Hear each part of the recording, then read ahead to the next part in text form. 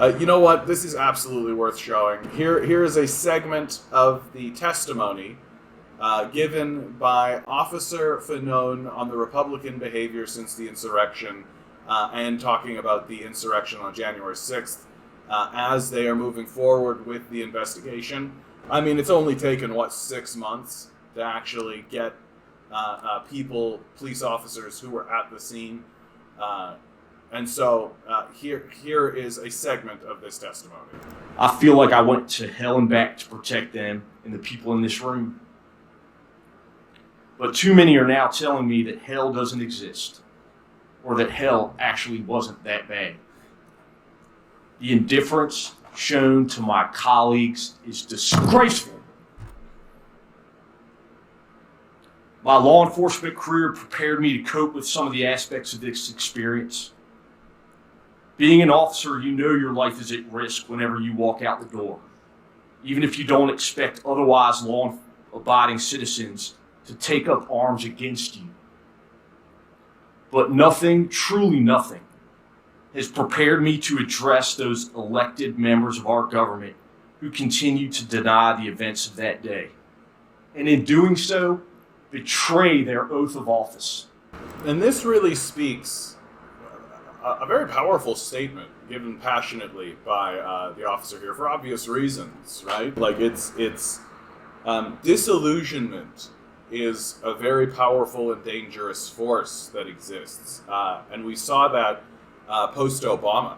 One could make the argument, as I do, that the ascension of Donald Trump comes because of a wave of mass disillusionment after the Obama administration, that many Americans had, and honestly many North Americans and many Westerners generally, had really sort of pinned their hope on the idea that Obama was going to genuinely bring a wave of change, that he ran on a platform of hope and change, and it seemed as though he was genuine in that. But after his expansion of the wars from simply, it had been Iraq and Afghanistan under Bush, and then he expanded that war effort, Syria, Libya, Yemen, Oman, the drone wars. If we recall correctly, it was Obama that introduced drone warfare into this. And so this, while coupled with the continued abandonment and invisibilization of the poor and homeless throughout America, which has become a massive crisis, and it's this disillusionment, this wave of discontent that ultimately propels Donald Trump as a protest against this, and as a kind of rising anger and vengeance, as well as a plunging towards sadism that ascends Donald Trump into the White House. And you are seeing here in this speech a fellow who is experiencing that same kind of disillusionment with his own elected officials and with the people around him.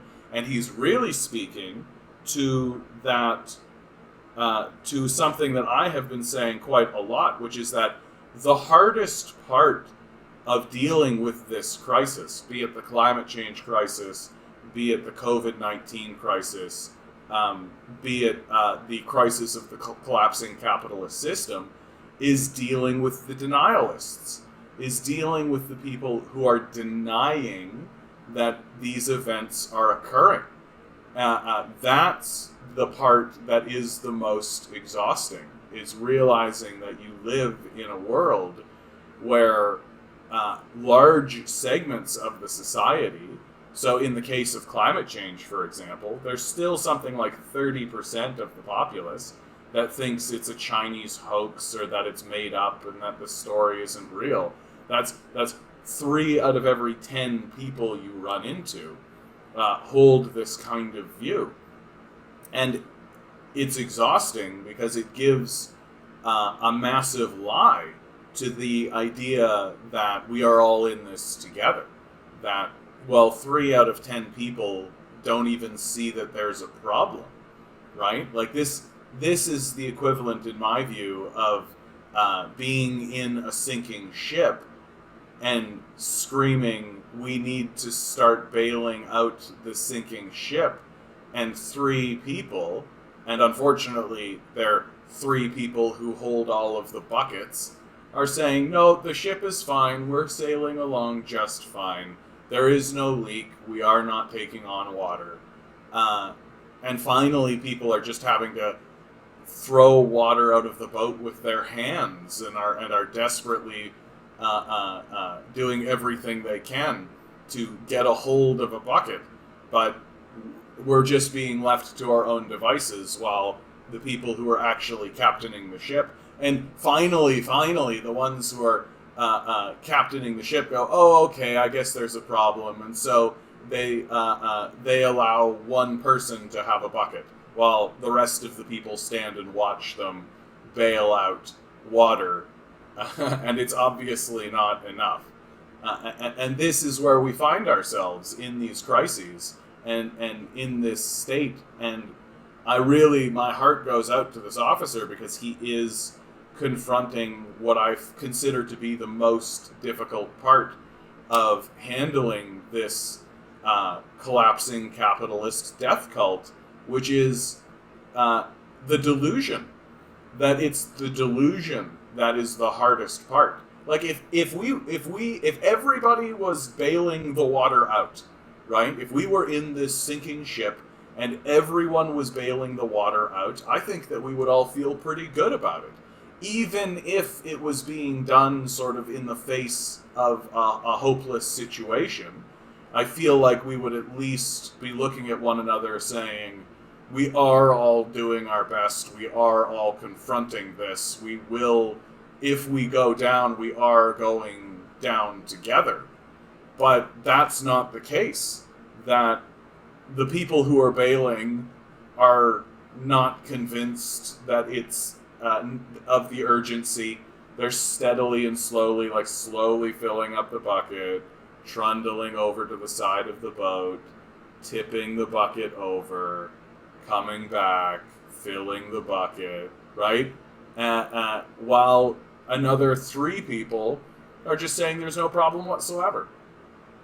So, one can see why it would be tempting to simply jump off the side of the boat and be done with it. Hey guys, this came from my live stream. I live stream 6 to 9 p.m. Eastern Standard Time every single weekday. Please come on in, join the community we got going on around here. Please like, please share, subscribe, donate, all that kind of stuff. But be sure to come in for the live stream. We got a great community building. We got to fight back. Like, we got to fight back, right? So we got to start organizing. Let's start this shit up. Let's go. Good luck. We're gonna need it.